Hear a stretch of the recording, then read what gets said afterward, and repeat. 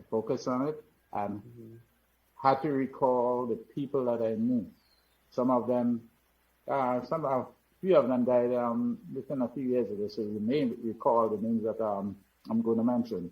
For example, directly opposite the police station, or the post office more directly, was a tailor shop. Ming, Pigs, Apu. Apu is in, I believe he lives in Waltham now. Apu is around, yeah. Right. They were the proprietors, shall I say, of the shop. And that's where we young Guelph folks used to go and talk and talk and talk. Believe me, it was like a university. We didn't know that at the time, but later on, you begin to realize that you learn so much. For example, if you were going to say something and you were not sure of whether it's true or not, before you came to say it, you should have prepared yourself to make sure that what you're saying can stand up. Because if Copy or Ming, as we used to call him, did not get on your case, pigs would. And they would tell you, you better come good. Those guys were that good. So in a sense, those guys taught us, and you'd hear, by the way, I hope one day you'd also have Vernon Lewis on. Do you know who's Vernon Lewis on? Very well, very well. I hope you'll have him on your show. On Facebook, he refers to himself as the Monsieur. The Monsieur. The Monsieur. Those guys made a difference in Guelph. Down street, of course, was a tailor shop where we used. But on the lands, by the way, I've never seen the new bridge that has been built. But the old bridge and that wall. That wall, yes. Right. You know how we used to call it? The University of the Lands. Okay. Oh, yeah, because you will hear all type of ideas, and you better, as I said, Spriggs and the guys on street used to say, you better come good, because believe me, it's too bad that I did not do sociology, because if I did, I know that would have been my subject. How regular people, that perhaps you might not even think of them as being worthy to be included in a book. Again, that's assuming that you use the old way people think who should be worthy to be in a book. Right.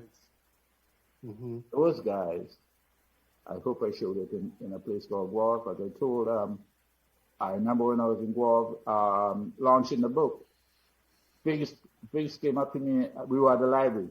By the way, that library that's there, I hope you all know that was built. The land was donated by my friend, Alistair Francis. Definitely.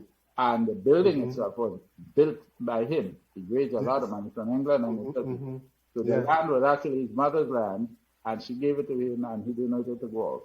So just as I said, lots of people have been doing a lot. In the background, they don't have to be on stage. Know that a lot of people have been doing a lot of good things for Guelph. So that's it. I wrote the book and I tried to recapture the people that I knew, the people that I recall. I remember my book started by saying, hello, hello, hello. That was Mr. Masters right beside me. He died years and years and years ago, but right beside me, Mr. Masters, every morning he was going to the garden to take care of his crops. But before he go, he had to call Mr. Man. That's the man that lived on, we call it back then, Manny Hill. Mr. Man, I remember Mr. Man. Right, that's about it. He would be shouting, hello, hello. And then Mr. Man in turn would say, hello, hello. Right? We didn't have internet, we didn't have phones, but that was a way of communicating long before cell phones came into existence. Mr. Masters would wait for Mr. Man, and when he came down, off they go to the garden. Those are the stories that I remember as a young boy. And I wanted to recapture that story, that thing that made Guelph what it is. You know, people caring for each other, people are friends. Sometimes you'd be on the land and you hear two people, generally women, cursing off each other. And the next minute or the next day, you see those two people chatting as though nothing happened. I wish Mr. Trump and others in America would learn that. That's what Guelph has brought to the world, or at least to me. Yeah, no, Tony, and I wanted, just 1 second, and I wanted to recapture, to tell that story that I think is so important. As a matter of fact, I just posted, and it's not just Guave influencers on me. I just posted a story talking about Mr. Trump on Facebook. I wrote, I wish Mr. I'm just paraphrasing it. I wish Mr. Trump had gone to school with me, because if he did, he would have known some lines from my GBS's song. A line goes, "The also ran and the champion. It's one can but do his best. The winner display depends on the effort of all the rest." In short, what they're saying is that you might come first, but don't think you're a big shot because you came first. You came first because the other competitors forced you to come first. Right, they push you, yes. Push you to your limit. Yes, so praise them too. Right. Right? And then the chorus of the song goes, the prize to the one who wins it, let this be a constant aim. The winner's display depends, I sort of forget it now, but nonetheless, the point is, at all times, even though you're the winner, don't forget that the guy who came second and third and fourth, is who helped to bring out the excellence in you. Look at the race that Pirani ran. Right. Look at the race that Usain Bolt ran. Right. And then all of a sudden, man, you saw them. So always remember that. And that's what I try to tell about Guave. We may be assholes as Mr. Trump refers to, but nonetheless, boy, we have gold among well, all of them. Example of that. You, Ray, is an example of that. Okay. I'm going to come back to you because I want to get to some of those notables in that book. But Mr. Hall, you said that you became aware that Fedon's rebellion was not an isolated event. You know, the War of Independence, the American War of Independence, the French Revolution and the Haitian Revolution were influencers of Fedon and his ringleaders. And he also said that you were amazed to discover that Sir Ralph Abercrombie, the renowned British military leader, visited Belvidere in 1796 in his quest to defeat Fedon. Could you expound on that for us, please? Yes, I will expound on it. Actually, it is in the new book in detail. But just before that, I just wanted to follow up with what Tony was saying. Now, what we call in this modern day suburbs, we do not want to say, let's say the suburbs of Guave to be politically correct, but the neighboring villages. So when we speak of Guave, I just wanted to give a little round of applause to his other historic sites in the parish of St. John's. Okay. St. John's is a rather historic one. Definitely. Think of Guave, then we speak of obviously Belvedere. But right here, Montgranby was a very, very historic, and Nesbitt, they are pretty close by, as you know. Now, modern day, in today's tourism industry, the industry takes the tourists to Douglaston. But Montgranby and Mount Nesbitt, they were major bases during the Fedon's time for Julian Fedon.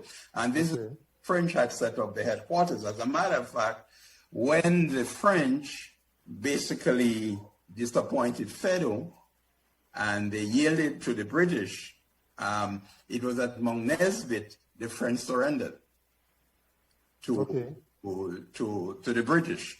Now, Julian Fedon was a true revolutionary and a man of principle. So he did not surrender.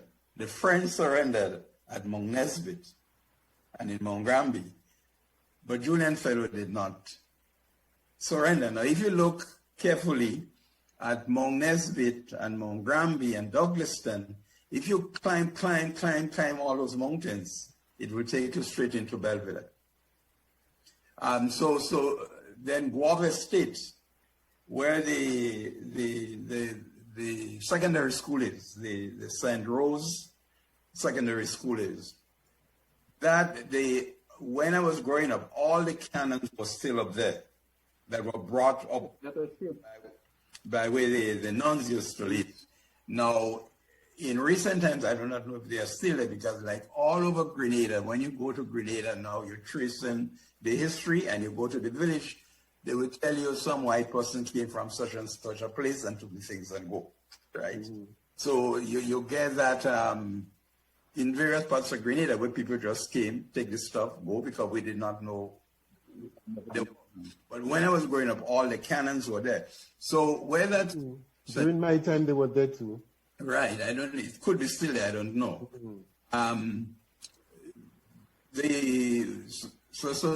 That particular estate, it was part of what you call Gouyave Estate. As a matter of fact, it was from Gouyave Estate that Fedon in early 1796 routed the British, and they had to run from Gouyave that night back to St. George's, you know. But you were asking me a question when I digress. And even before that, though, we're speaking about Fedon, but they also always Independence. Always Independence Day. We have to be reminded, to this generation who are listening, that Independence Day just didn't come about. Independence Day actually started with Fedon, you know, if you look at it well. But there is something, again, Independence Day was a process. Yes. So like the Flemings in Gouyave, right, who were supporters of K. Marichaud in the 20s and the 30s. Mm-hmm. But I want to go back now to 1967. And ironically, while I was waiting to come on, I opened my magazine and preparing to send to the Vice President of the United States. And there, behold, in this old stuff I had, it says Grenada hoist for statehood flag. And this is March 3rd, 1967. Right. Now, March 3rd, 1967 was the first time anything I wrote was published. It was a historic day because Grenada had attained statehood. It was a final process. A sort of a level of self-governance. Exactly. Yes. I mentioned that at the beginning in the first segment of the program. Okay. I mentioned that us having been a unitary state prior to independence. Exactly. And in Gouyave itself, remember, long before the Tories found Grenada as a haven to have yacht racing and so forth. Okay. The yacht racing capital of Grenada was the Lance Gulf, Fisherman's Birthday. You know, that was the time when, in those days, in colonial days, we said the whites came from St. George's to come to run against the fishermen in the boat in Gouyave. Okay. Gouyave, statehood day in Gouyave was rather big. There was a big parade, and I'm actually looking at pictures right now, of pictures I took with my little camera on May 2nd or 3rd, 1967, with school children from St. Rose Convent or St. Rose Secondary School, St. John's Christian Secondary School. I was then a teacher there too, because we even had a big athletic game in the park. So I just wanted to mention, not knowing that you had spoke of. Yeah, I mentioned it. I mentioned it earlier on too. Yes, statehood. Yes. Yeah, and because anyone. Yeah, go ahead. Go ahead. If there is any young person out there listening and they're researchers, I'm trying to find my article. That, as I said, that was the very first article. I took it to the West Indian weeks before, and it was a big headline. I think it was from Fedon to statehood. Mr. Klein, I guess the editor, they may have gave it the headline. And I think it was 2 pages. In other words, the person who gave a little piece of our history on state in 1967 was yours sincerely. And I would love to see what I wrote then. So I'm assuming a copy must be somewhere in the archives in Grenada. Okay. One who able to be in the old library and they come across it, I would love to see it. Yeah. By the way, Mr. Hall, I think we should mention that the West Indian, you know, when you talk about the West Indian, you assume that current day people know what you're referring to. The West Indian back then, like the Torchlight, used to be the newspapers that were most dominant in Grenada at the time. The West Indian, I think it was founded by T.A. Marisol. Am I right? Huh? Yeah. Right. So just let people like Ray know what you're talking about. The West Indian. Yes, I know. Is a newspaper. And as you mentioned newspapers, didn't we used to have daily publications of newspapers during those days? Yeah. Didn't we used to have a newspaper daily in that dispensation? The Torchlight, I think, filled in. I think it was the Torchlight that used to do that. The Torchlight was, I believe, the Torchlight was the editor was a man named M.Z. Mark. I think that was his name. Yeah. M.Z. Mark. Okay. And the point in the Torchlight was not necessarily to rival the West Indian, which was the dominant paper, but just as I said, but to bring us a daily briefing on what was going on in Parliament, where people's day to day. Yeah, well, talking about the West Indian, as I said, I found this old history stuff that I'm preparing for the Vice President's office. And so I have a Xerox copy of West Indian. And the motto was, the West Indies must be West Indian. The West Indies must be West Indian. And you have to remember why such a motto, because it was the will of T.A. Marshall. He was considered the godfather of the Federation. And the entire British West Indies then called, as it was then called, from Jamaica to Trinidad, or modern day Trinidad and Tobago in the south, we were all supposed to be independent as a single unit. And T.A. Marshall was considered the father of the West Indies Federation. He died, I think, before the Federation was existent. Yeah. I remember his funeral and as a little kid. I am in touch with his last son, Michael, who we went to school with. He now lives in Louisiana. But the point is, the West Indies must be West Indian. That was the goal. And only last night, ironically, about 2 a.m. this morning, I was revisiting one of Dr. Eric Williams, the Prime Minister of Trinidad and Tobago, one of his books, and where he was giving the rationale of how disappointed he was after Jamaica withdrew from the Federation, and now they wanted Trinidad and Tobago to bear the brunt, and he couldn't do it, and he decided to just do like Jamaica, seek independence, which came about on August 31st, 1962. But it all started in Grenada with T.A. Marshall and Selby Donovan. Right. And Selby Donovan was also from the parish of St. John's. Well, he had close family in the parish of St. John's. And incidentally, that same point that Mr. Hall is stressing, that the West Indies must be West Indian. If he, by the way, Ray, did you go to the GBSs? Ray? No, Uncle Tony. it was not GBSs. All right. It was your friend's Bobby Benjamin's alma mater I went to. Okay. College. Oh, man. No wonder why you live on Edward Street. Well, anyway, what I was saying, in the GBS, in our school song, it ends with a truly great West Indies. Let this be our constant day.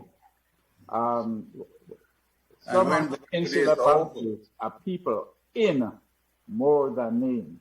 Sure, it was GBSs, but the same point was being made in Mr. Hall. I'm talking about TMI and sure the West Indies West Indies.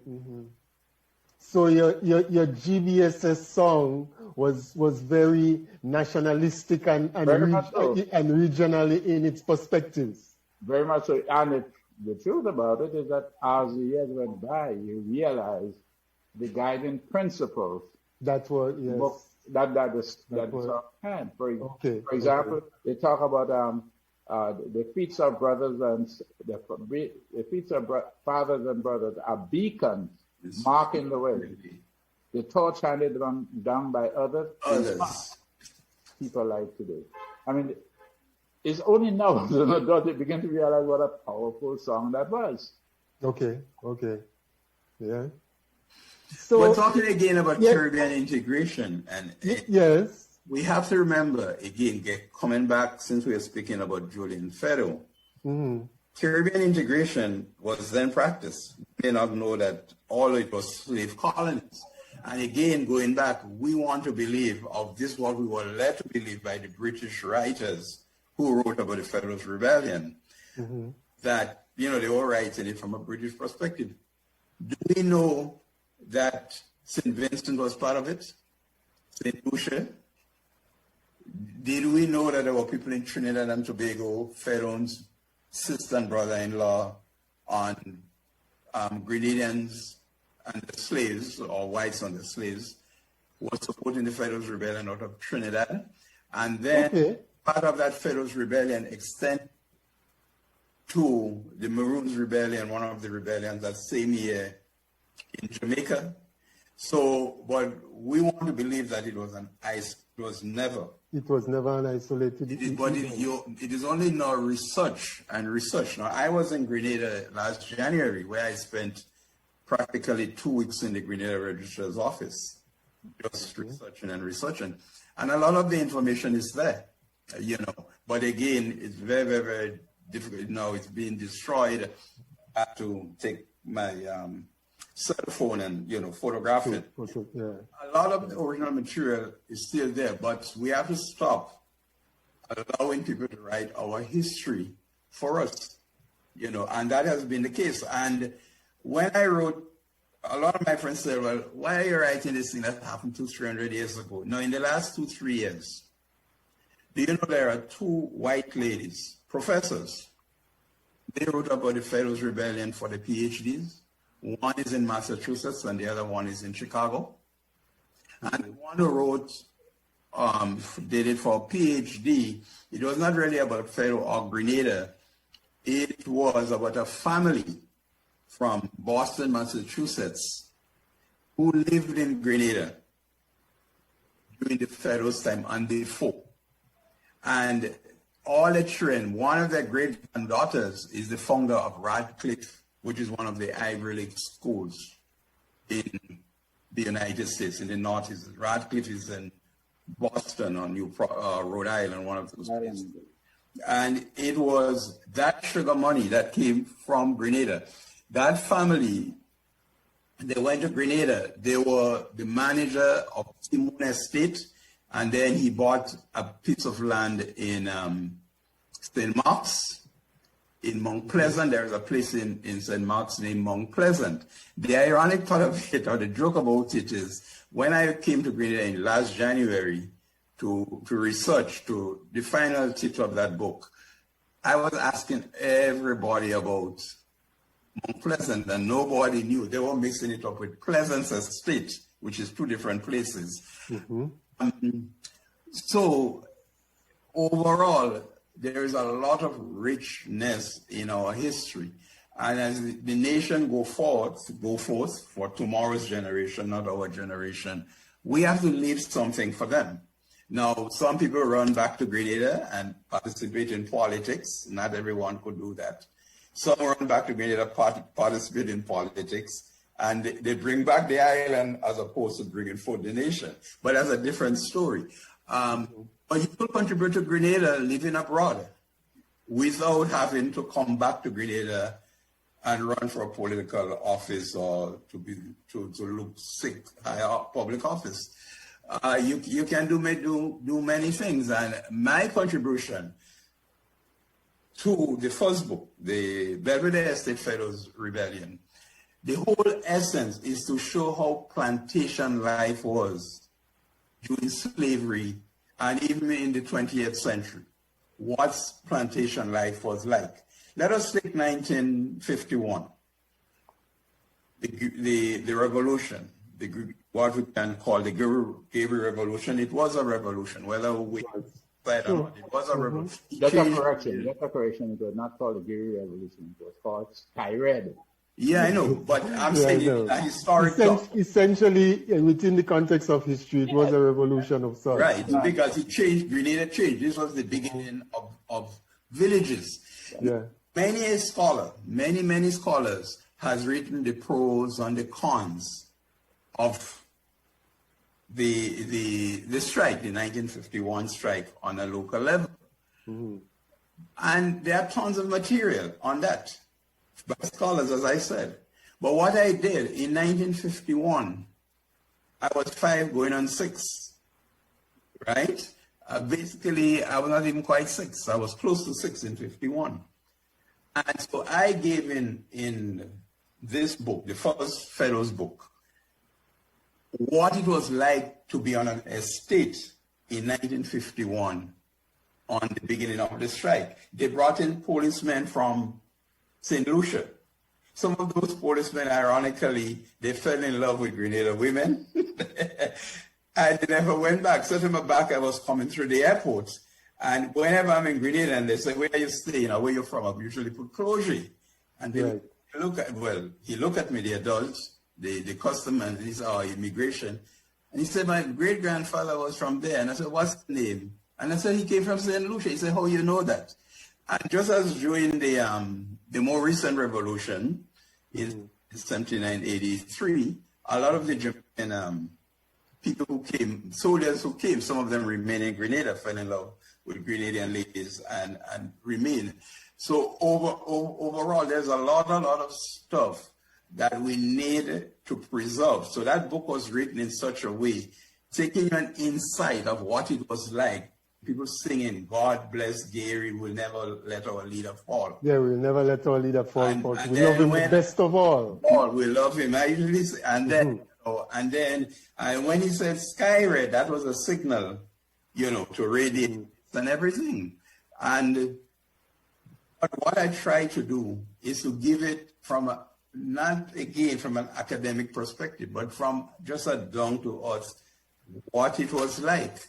I try to tell you that Gary, in building his base, he used to come to Belvidere. There was a pasture, Belvedere pasture. The pasture is still there where people play cricket and things. And he used to put what you call a shilling, because he was a good cricketer. Mm-hmm. And then he wanted to bowl him out. to bowl him out. And whoever bowl him out will get that shilling. And that would never happen. But these are little intimate stories that the scholars may look as insignificant, but this is how history is told. You remember history, before it was written history, it was oral history. So oral history is very, very, very much important and should remain in Grenada. And I do hope that the second book will give more insight to what I'm talking about. If you don't mind, Mr. Hall, I'd like to just... come in. Yeah. Something profoundly stated is stop learning about yourselves from somebody else. And those somebody else, of course, were the British. They give you a version of history that suits them. I remember there was the guys out of Oakland, the Black Panthers. Long before this movie came out, there was a Black Panther movement in Oakland, California. Mm-hmm. Rap Brown, that was one of the famous leaders. Rap Brown was told a story about his grandson asking him, Pa, how come whenever I read the story about the lion and the man always winning? Because of course he's selling it from his point of view. Rap Brown's answer was, my son, when the lion learns to write, you will know who was the real winner. So the simple point is that everybody tells things from their perspective. Don't let people define you. You define yourself. That's why I wrote A Place Called Gouyave. Somebody, one of the reviewers on Amazon referred to it as as a moral compass or something, or cultural marvel. That is the term, a cultural marvel. I didn't think of it that way when I was writing it, but when I think back on it, it's correct. So here I am writing that book, and I hope I am inspiring a little girl, if you don't mind my mentioning her name. She is the daughter of my nephew's daughter. So in other words, I'm a great granduncle. Her name is, Rishi, if you're listening, I hope I'm pronouncing it correctly, Nala Sam. Her name is Nala Sam. Right. I read an article she wrote, an essay in which she got a first place. That article is about how the COVID disease or virus affected her. And the point that she was making on how it ended is she, as a little girl, always used to be told, oh, she's unusual. And here, during COVID, everything that used to be normal and very usual turned upside down.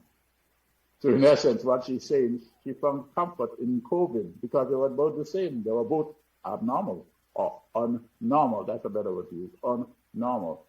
And for the age of that child, and I still believe that, I mean, she should be at Harvard already anyway.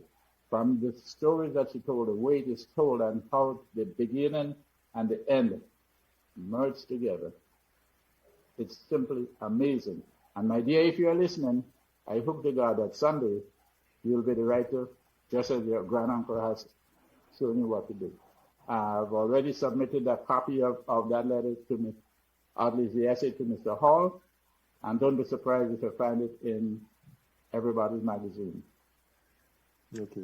I want to get to Everybody's Magazine shortly, but before we do that, I want to touch on something that you mentioned in relation to the book.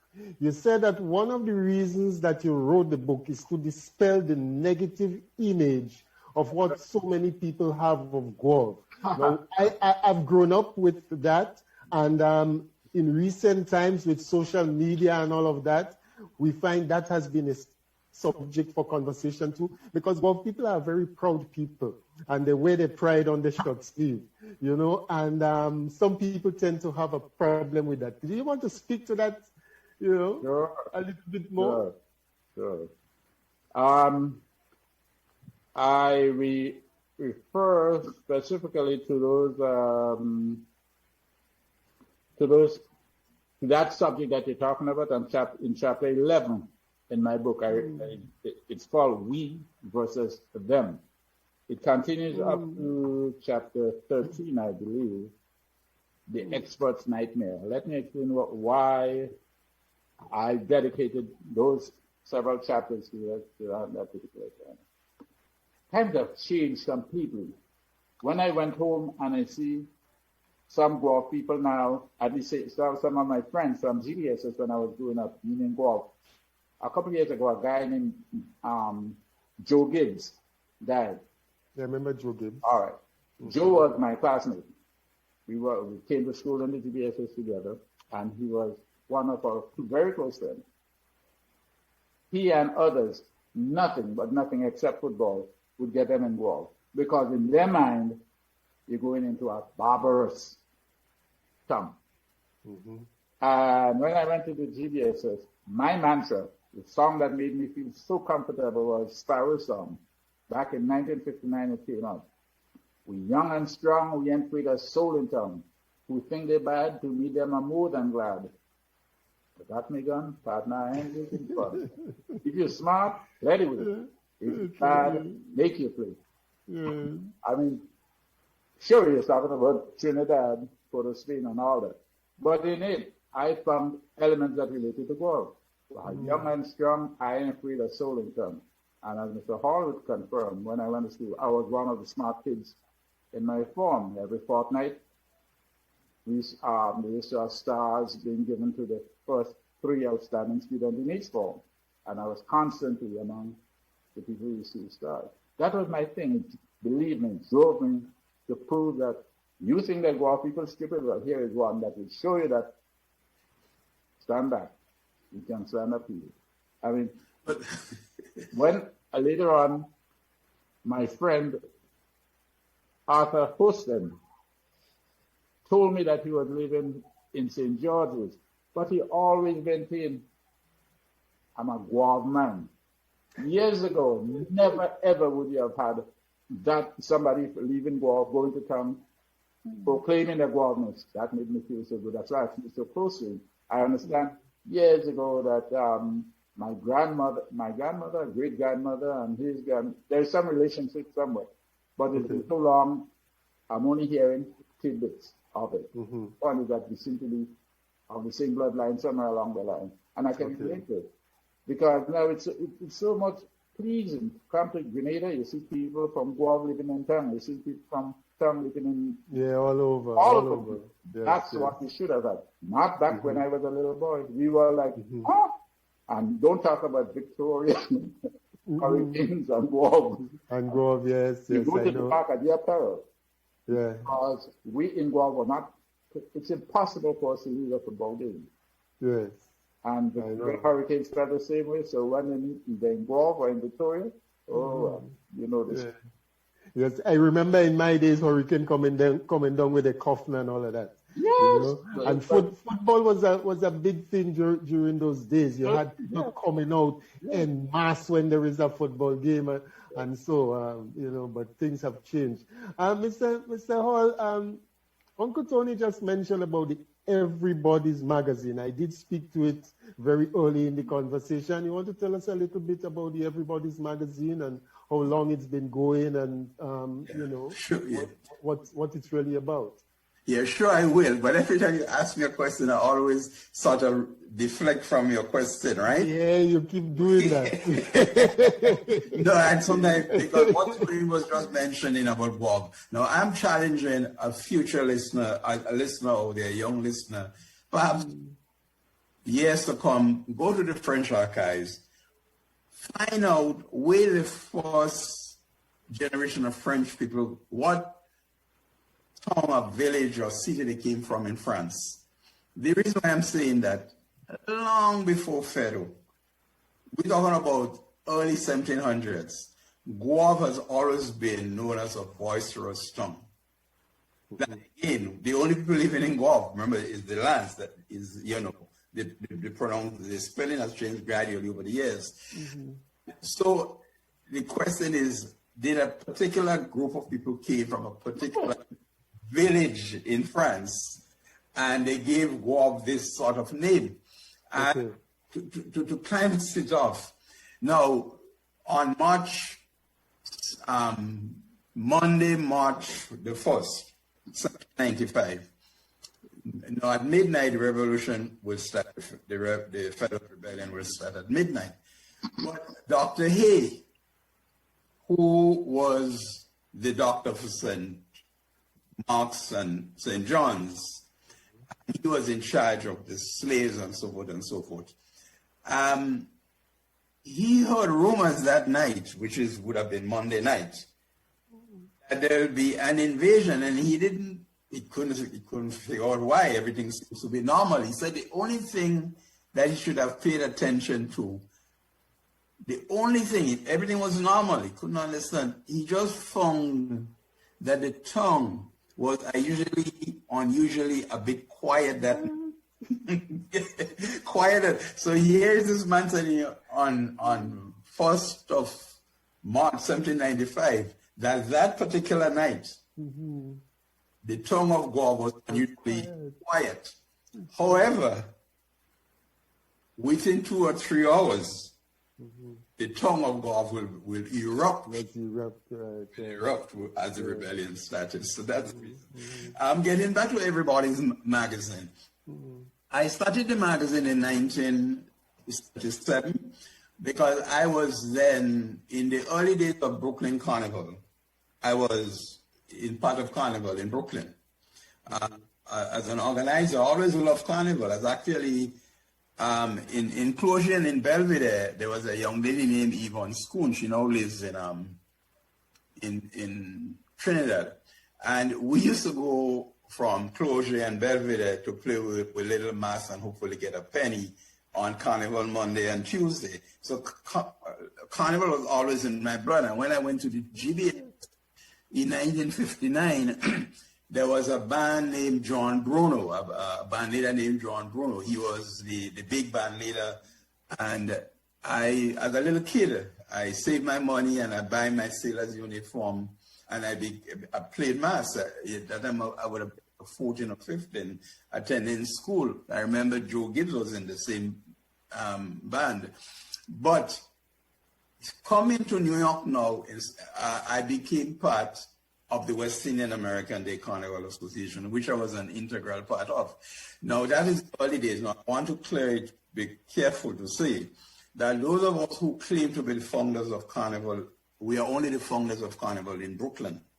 The Carnival started in Harlem in the 1920s by early West Indian immigrants, Trinidadians, Grenadians, Vincentians, and so forth.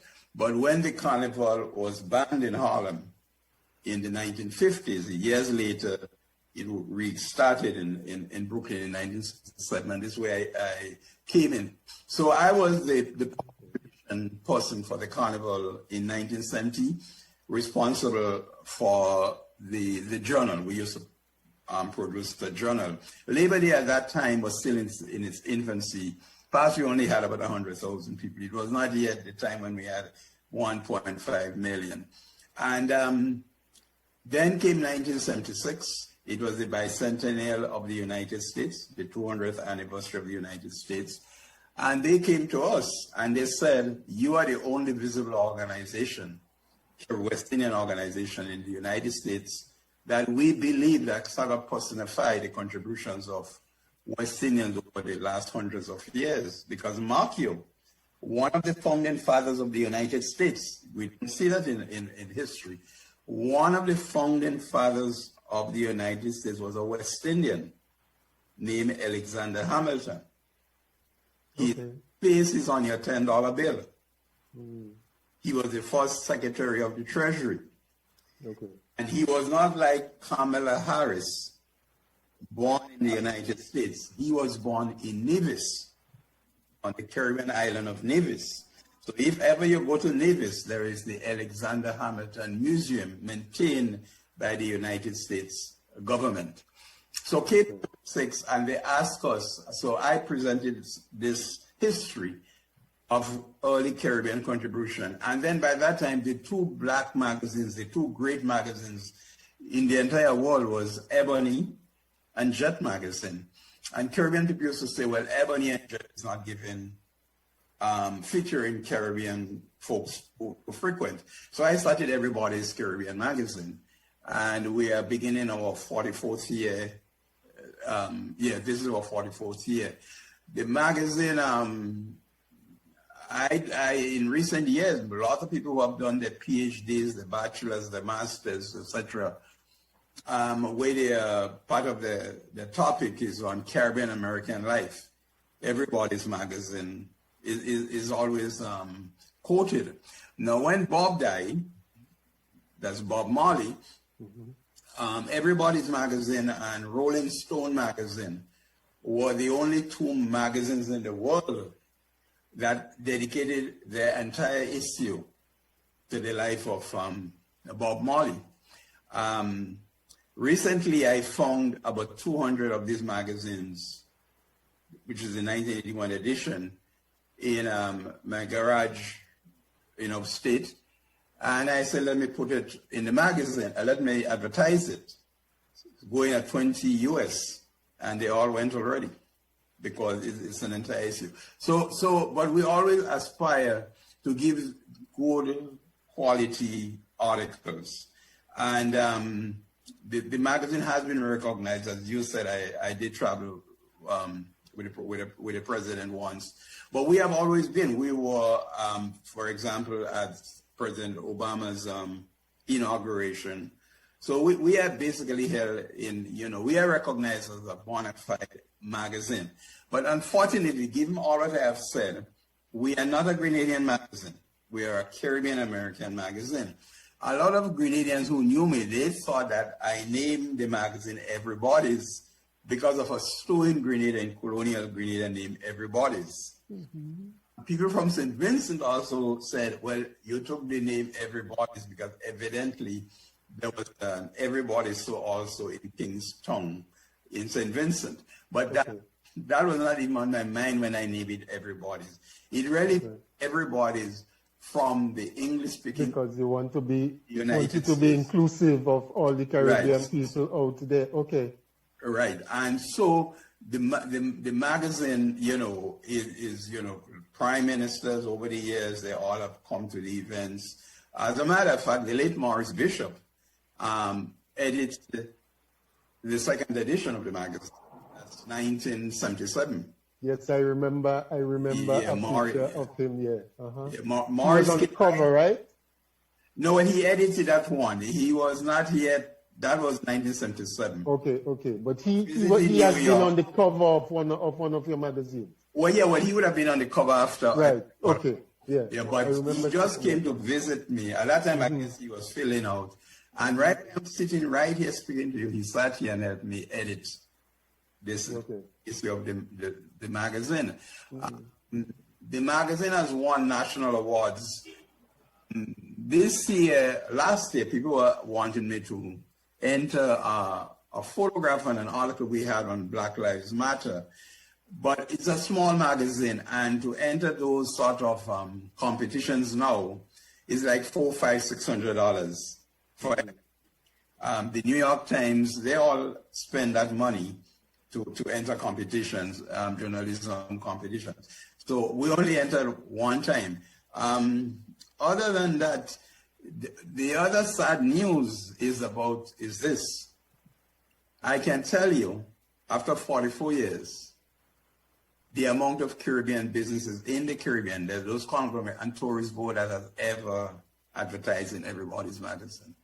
It's disgraceful and it's embarrassing. Very, very few.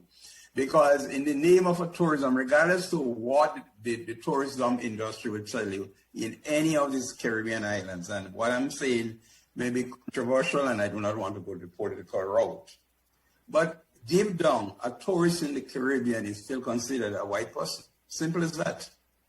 And if you do not represent a white publication, they don't support you. I could list how many letters we have sent to various tourist boards, and they simply, just ignore you. But one of the ironic part of it, there's something what you call farm trips.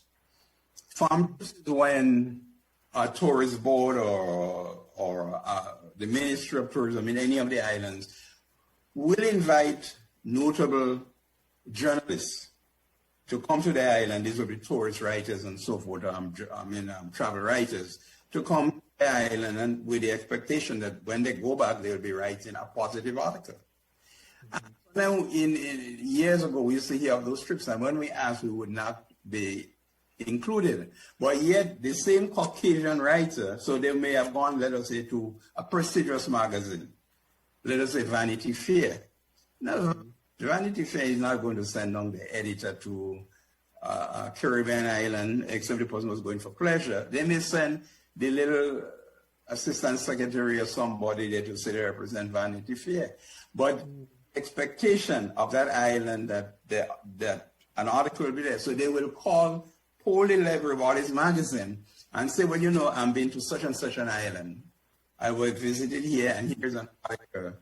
So, and we will say no. So in other words, we are not good enough in the eyes of Caribbean tourism. And that's it, because we always ignore our people. And moving away from tourism, let us take Red Stripe Beer in Jamaica.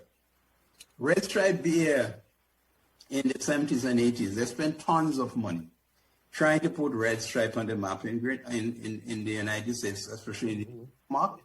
But what did they do? What was their approach? They had white agencies, white everything, and they tried to cater products to a non-Caribbean community, and they failed. Until maybe 20 years later, somebody put something in their head. Get the beer into the hands of your own people first. We are consumers. And you have to remember, the late Tom Adams of Barbados and myself were good friends. And most of the islands, they did not consider a returning national bring in foreign exchange. You know, whether it was Grenada, all that, maybe it has changed now. I think it has changed now. They saw not significantly, unfortunately, not significantly. Huh? It hasn't changed significantly. Okay. That's not a market that we target.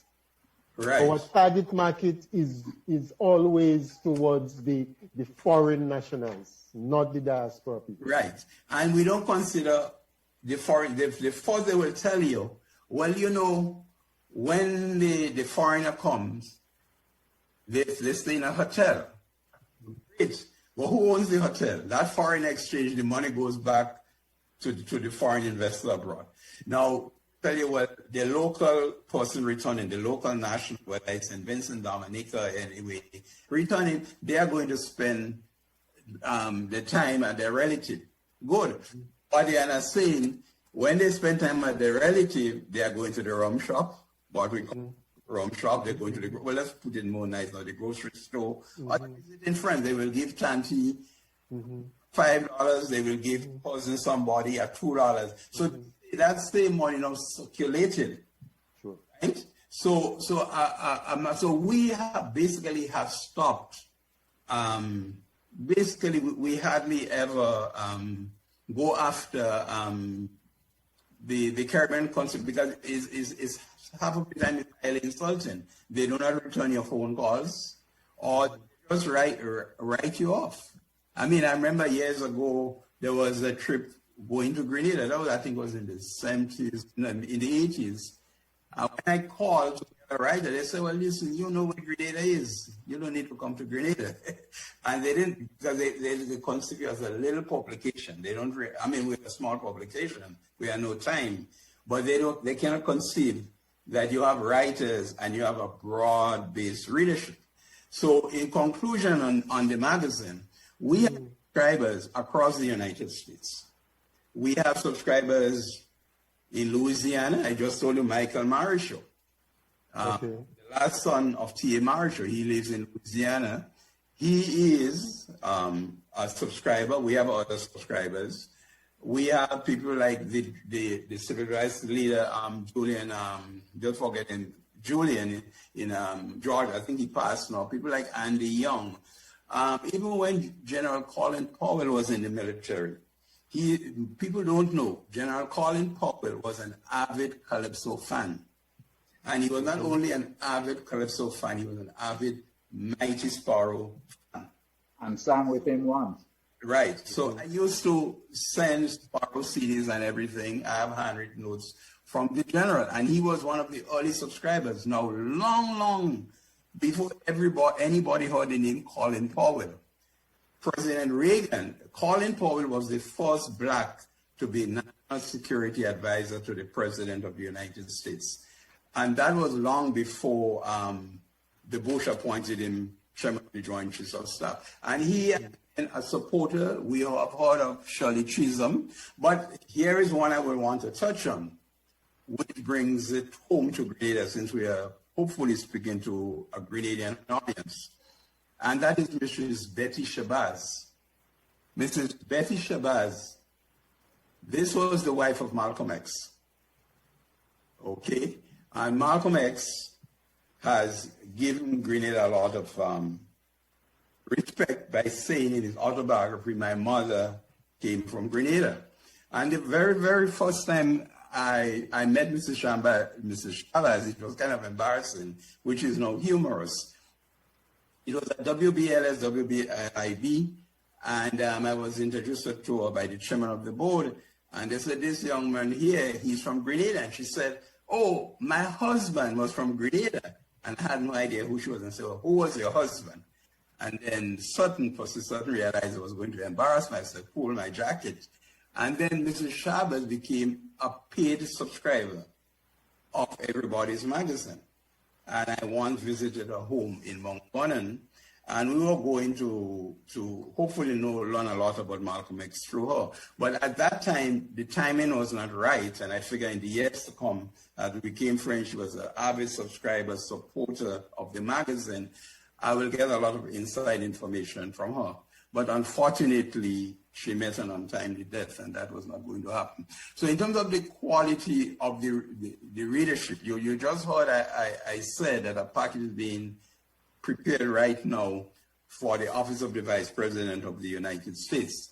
So we are very, very broad-based, and we do not only have Caribbean readers. We have, and most of our readers right now are the immigrants of Caribbean parents.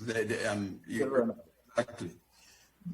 They were born here, they want their heritage, and they depend on us. And the final point on the magazine, every 4 years we do our survey. Now, we are no Time magazine or any of the CNNs and so, but we do our presidential survey, and we pay to do it small. And a lot of other publications in the United States do surveys. It's just that we don't hear about it. And we said in November that the key to the election is Philadelphia in Pennsylvania and Atlanta in Georgia, places like Albany in Georgia. These are where the West Indians live.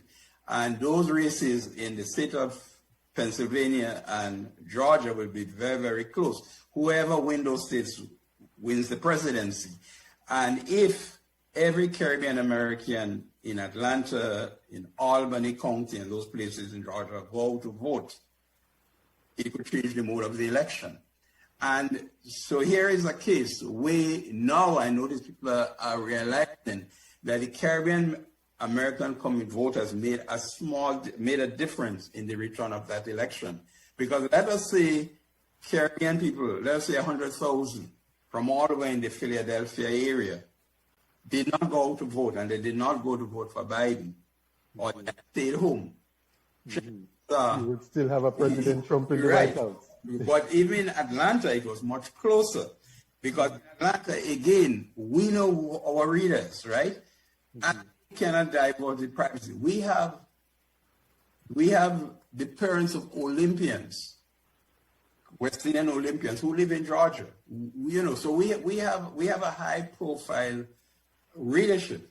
But having all of said that, our Caribbean governments, or tourist boards, rum companies, textile industries, they cannot see the benefit of we have the Grenada Tourism Authority. We have transitioned from the tourist board to the Grenada Tourism Authority. Yeah, exactly.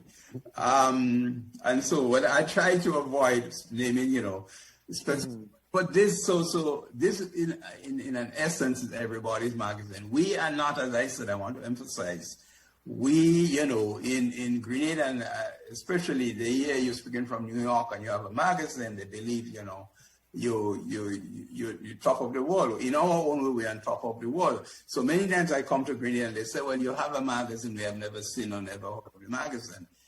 Well, I cannot tell you the amount of money we lost in Grenada when we shipped magazines and you never got the payment. But that applies for all the Caribbean islands.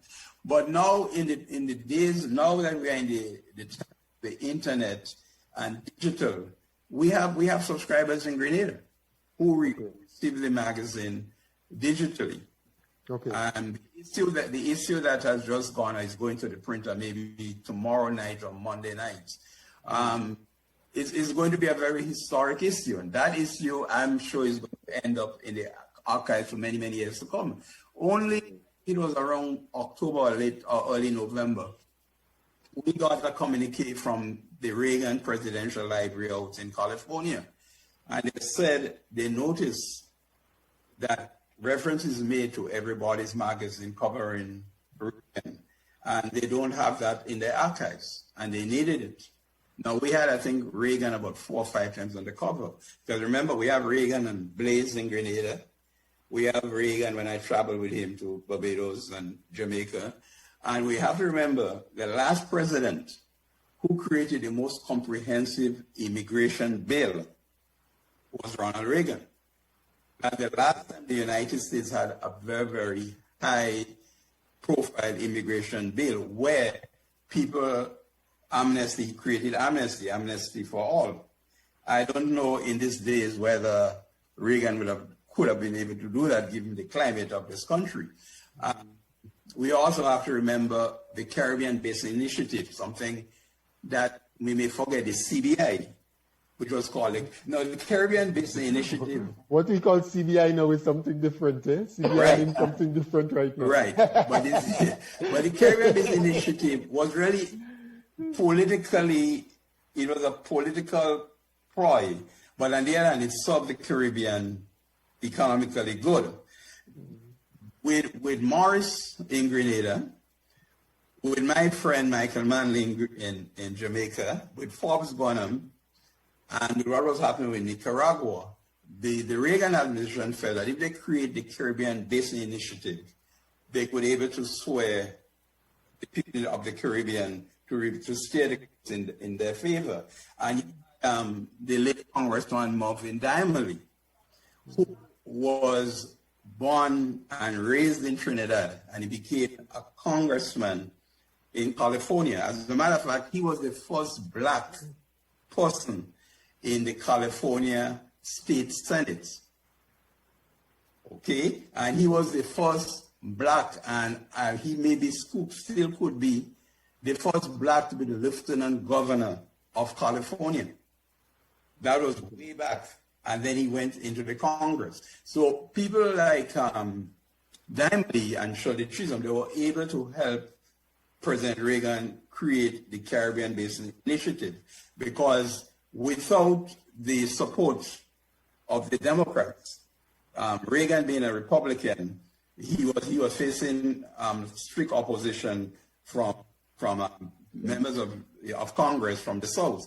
But he was able to put this coalition together and get it. But the only reason I mentioned in the CBI, there was a lot of pressure, and we had an entire issue dedicated for the CBI. And guess what? The White House, believe it or not, the White House purchased symbolically 100 copies to give each member of the United States Senate that had to ratify the CBI why they should ratify it. So the essence of all that I'm trying to say, the magazine, small as it may be, is held in very, very, very high esteem. And it's used as a lot of research material. Okay. What Mr. Hall has been saying points to one simple thing that I've stressed and will continue to stress. If you want a book to read that you cannot find, write it. You write it. Right. If you want your story to be told, like the lion I mentioned in the case of Rap Rung and the Black Panthers, you tell a story. Don't let somebody else define you. You define yourself. And that is what is causing the uproar here in the United States. Because let me just give you for example. Okay. We think of the United States as a land of democracy. Really? All right. That's what it says in the American Constitution. I have my little Constitution book. Let me see. How do I do it? This way? Bring down, come down. Bring it down. Bring it down. Yeah, come back. Yeah. Yeah. When I became an American citizen, I made sure I got a copy of this. And I made that my Bible to understand America. Sure, I did history and all that in college. But it never dawned on me some of the things that I learned from this. Okay. The beginning of the American Constitution says, we, the people of the United States. We, the people of the United States. But guess what? The founders who wrote that, George Washington, Jefferson, and the whole gang of them, they owned slaves. Naturally, they couldn't participate in government.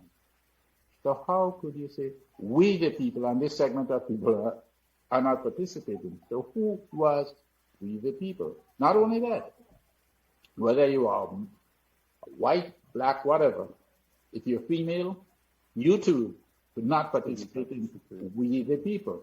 So who are they referring to?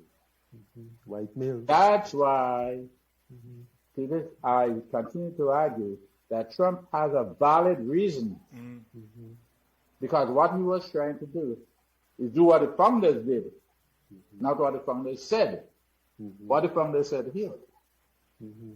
The Democratic Party, led by Biden and others, what they're trying to do now is to be a little more inclusive. You, Ray, come to the United States, or whoever come, it doesn't matter where you come from. You are part of we the people. That's the only way you can interpret it. Otherwise, God made a mistake when he said, he didn't make us. He made only white people out, it seems. So the struggle that seems to be going on here in the United States is a struggle for inclusion. We, the people, mean exactly that. Trump is a relic of the past, and sooner or later, he's going to realize that. And actually, it really demonstrates the level of support that Trump really enjoys, indicates to you where the overall mindset, of a significant number of Americans still are. One correction on that. Don't say the overall, because remember, Trump got almost 74 million votes. Yeah. Biden got 81 million, and in my math, 81 is more than 74. So I just wanted to make sure that I'm correct on that. Right. I think the whole story is that. The whole story is that at the end of the day, racism is alive and well. Alive and well in the U.S. Yeah. Right. Now, what happened after Obama was elected? I remember the first inauguration. I mean, the first inauguration, you had the first black president. It was very, very, I swear on the Bible, I would not go back to it. It was, as a journalist, for people who look at it on television, they think, I wish I was there. It was very, very difficult to cover. And I mean, a hotel room in Washington was like $5,000, $10,000 for the nights. And there I am with my photographer. So I had to stay off in Maryland, and there was all sorts of security to be at the 11 a.m. swearing in, midday. We had to be done in Washington by, I think, like 8 a.m. and so forth. But in coming back from the inauguration, I think 2 days after, I was shocked driving back when conservative talk radio was saying that they wish him bad luck. They want him to fail. And that it was not even yet 48 hours, right? It was not even yet 48 hours when conservative talk radio. So there's and again, when we think of racism, we usually believe that it is people in the South or people in the West. There are racists right around us. It's simple as that. So that was part of the reason. And then you had people again, and I'm talking about Caribbean people now who support it, which is very, very insignificant, because that 96% would vote for the Biden-Harris ticket. Just a percent will vote for Trump. But I knew people who voted for Trump. When you ask them why, they couldn't give you any reason. They tell you he's a man of action. That's what they were telling you. But, it went beyond party affiliation, For the record, I am a Republican. I am not a Republican. I am an elected Republican leader in Brooklyn. I'm a district leader in Brooklyn. But having said all of that, so no one will say that I'm a hypocrite, that does not mean that the party doesn't come first, the nation comes first. So actually, I've never voted a Republican for president, believe it or not. Even when I ran for the the New York State Senate many years ago, I didn't. The head of the ticket was the Republican governor. I switched and voted for his opponent, the Democratic leader, Carl McCall, because Carl McCall was an early reader and supporter of this magazine, and I knew him very well. So I never voted. I voted for Obama, other candidates, but never voted for a Republican. But so saying that I'm a Republican, that doesn't mean that one has to vote for the party. And hopefully that in the next 4 years, moderate Republicans will, and most moderate Republicans did not vote for Trump. You have to remember that also. Moderate Republicans voted for the Biden-Harris ticket. But at the end of the day, Trump was barely a messenger. So if we hear Trump passes away in his sleep tonight, raise the flag and say, oh, racism is dead. He was just a messenger. So in the next 4 years, expect another Trump. Another Trump to come. Right. No, he's not. I hope you moderate Republicans could reclaim the party, because right now, essentially, the party belongs to Donald Trump. Anyway, do you realize that we have been at this thing here? I remember when we were making this arrangement, Uncle Tony asked me in an email, so how much time do we have? You know, do you realize that we have been here for 2 hours already? Right? I just noticed but you guys seem to be enjoying yourself. In any event, our technical operator, Brother John Kelly, he has a question for you, Mr. Hall, in relation to the magazine, to Everybody's Magazine. Brother John. Yes. Good afternoon, gentlemen. Again, my name is John Kelly. I also has a magazine, and some of the issues that you raised, I find myself struggling to get advertisers, especially among the Caribbean people. And one of the things I found very strange, I actually accidentally walked into a travel agency one afternoon to purchase a ticket to Grenada. And the lady asked me what I do for a living. Now, whenever somebody asks me what I do for a living, I never mention the job that I do on a daily basis for somebody else. I always mention I have a magazine and soon to have a radio station, or I have a radio station. That was my response. So she said, what magazine it is? So I told her. And she said, can I help you with it? That's a white Portuguese lady. All right? And some of the very people I went to, weeks before, months before, years before, to ask them to take a copy, to take an ad in the magazine, refused. And I dressed with jacket and tie, I dressed with sweater, nicely dressed, everything, doing everything, which I consider to be right. And none of them took the ad from me. In 1 week, in 1 week, one day, first day, she sold $4,000 worth of advertising in the same community for the same magazine. You understand? So it sells to me as a young brother trying to do a magazine and going out there, it's like I have to hire a white person to sell the magazine, to sell the advertisement. As a black person, it's not happening. Have you found yourself in that situation? Exactly. A lot of people, again, I'm one principal, so a lot of people have told me, why don't you hire a white person to market you? Simple as that. I have heard those suggestions for the last 40-something years, and they will quicker respond to you. So, and I've known that. So what you're saying is not, it's just our mentality. You know, as Marcus Garvey said, mental slavery. Now, Bob Marley is the one people credit for using mental slavery, but Bob in that particular quoting from Marcus Garvey. Unfortunately, this is how it is. So, I mean, right now, I'm in a stage where, the magazine started in 2000. I've had about seven editions of the magazine. I finance it out of my pocket, expense, straight up, for it, right? My co-founder, which is my wife, my late wife, passed away. I struggled to really do it, not because I didn't have the money, which part of it, I was part of everything, but the pain of losing her was kind of, I'm going to write, I go back to how we used to work together. So it kind of create a problem here for me. But I'm evolving out of that. Here I have the radio station, which he also was a part of dreaming of having, and now we have that. The difficulty I still face, however, is getting sponsorship for the different programs and for the radio station as well. And I'm tempted.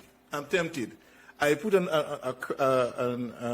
advertisement outside for as anybody, anywhere in the world, to be sales representative in the respective country, because now we're international, we're not just Grenada or just Canada. I'm based in Canada. But I'm looking for any and everybody to be a sales representative for GMFM Radio Genesis Magazine.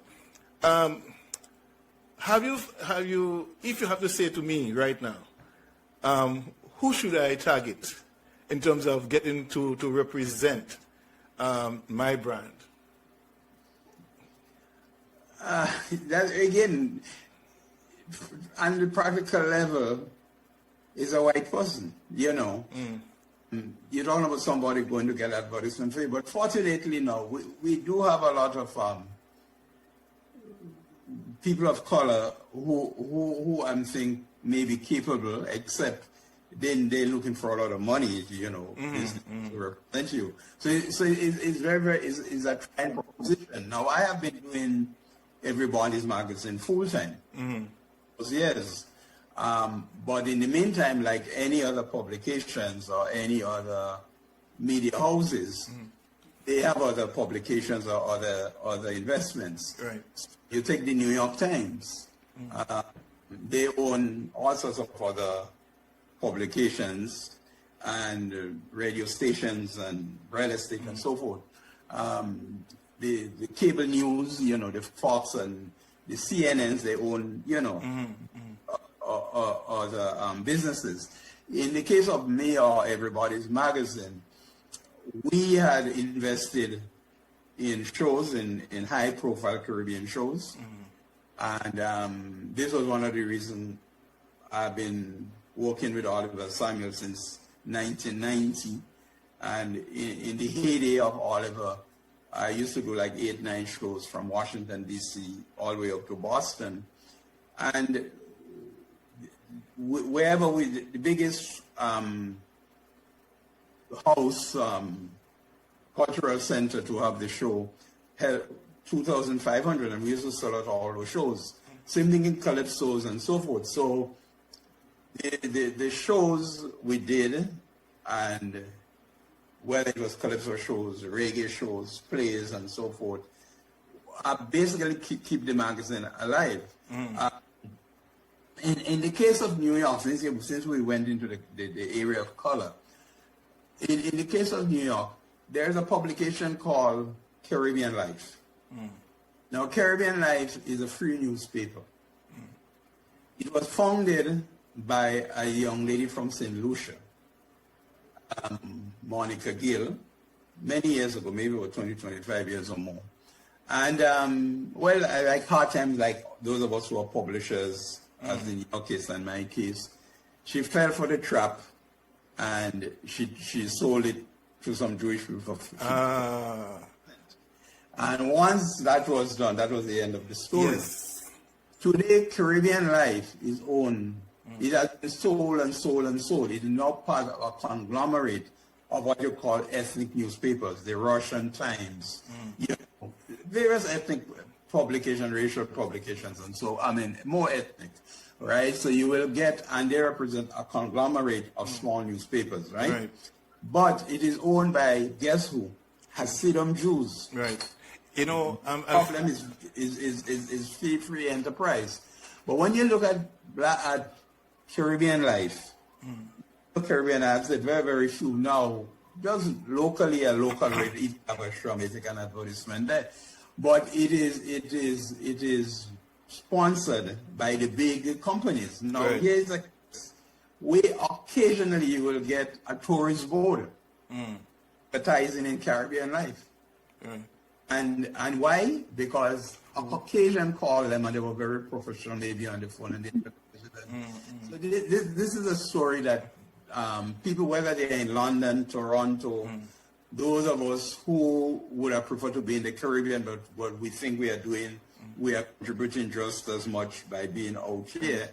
It's a whole long story, and the more we talk about blackness and togetherness, today's bureaucrats in the Caribbean, the young technocrats, the mindset is still old as in the days of sleep. You know, something you said, I had a consultant that I had when I just started the magazine, and within the first 2 years, she suggested I should sell it to the big companies that run the magazine in here. She said, what if you get $10 million for it? What would you take it?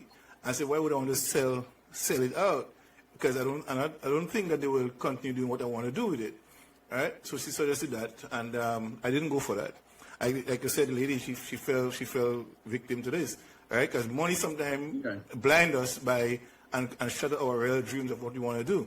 The second thing I tried to do, I don't have the cash to pay somebody to work for me every day. So I suggested some of the people that I could pay them 20% commission on everything that they sell. Well, you know what, John, I need cash. I need money up front. I said, you could make, consider, look, a page is $3,000. I get 20%. How many pages can you sell per day? You know, at 20%. And he said, well, I still need to know I get in some money at the end of the week. I need to make sure that money is there. And it's trying to convince, but it seems that convince again, am I against his will, have the same opinion still. It doesn't change that fact that I want to get some cash to know that at the end of the week, whether I sell or not, I have some cash coming in. How do you overcome those kind of challenges? Trying to... Herman, would you mind if I jump in? Yeah, no. All right. You see the question that you're asking, what's your name, John? John. Mm-hmm. Oh, by the way, just out of curiosity, are you related to Anselm and Bridget Callis from Guelph? Yes, and the Kiefer out in Concord there, yeah.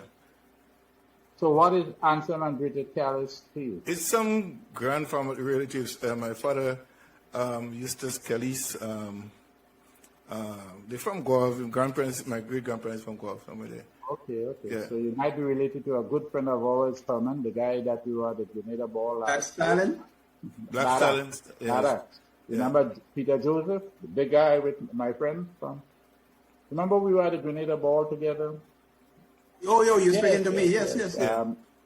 But I was just asking till it's from, it is related also with Black Stallion. Yes, most definitely, yes, we are. Okay, What do you know? Anyway, the question that you asked, it's funny that, like Mr. Hall, I have a book that's almost ready to be published.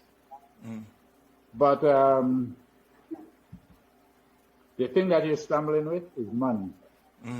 Don't underestimate that. M-O-N-E-Y makes a big difference, because think of the guy who is going to be selling the book, selling the pages for you. He may have his wife, children, etc. He has to provide for them. So those factors comes into play. Are uppermost in his mind. So don't ever. I know that's a problem that we have. We have to find it. We have to be innovative enough somehow to figure out a way where perhaps we can make that guy feel happy and make yourself happy. I don't know how. That's my struggle. But that no. But that's real. Look, in my case, I wrote a book, A Place Called Gouyave. That's the book here. That book cost me quite a bit to write. To publish. Fortunately, I've got quite a few sales, so it was able to cover my costs. But am I doing very well with it? Not really. But I didn't write it for money. Right. I wrote the book because I wanted to write a book. Just as I've been saying, I wanted to tell my story and the story of Guelph. So whether I made a penny, I made $1 million, it was irrelevant to the publication of that. Right. Now, the second book does not have that. Sure, it's important, but it does not have the same importance as attached to that. Right. So money now is factoring into should I or should I not? What I'm trying to say, my man, you have to determine what is important to you. If it is really important to you to have that magazine, as we used to say back home, ban your jaw and do it.